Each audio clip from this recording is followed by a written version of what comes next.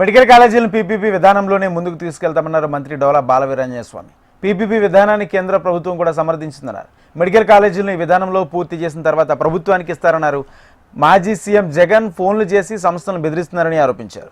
ఈ విధానాన్ని అడ్డుకోవడానికి మాజీ సీఎం ఎన్ని రకాలుగా ప్రయత్నించినా ఈ విధానాన్ని తాము ముందుకు తీసుకెళ్తామని అన్నారు మంత్రి డోలా.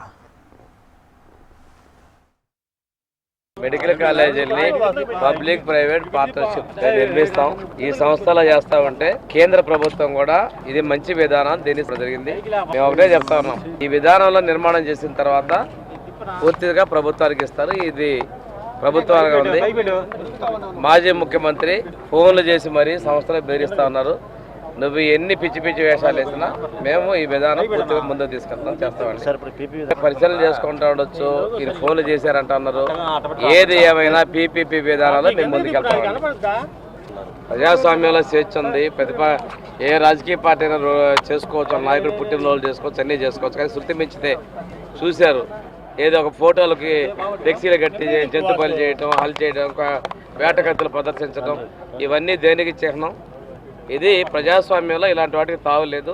అలాంటివి కనుక ఉంటే చర్యలు తీసుకుంటామండి.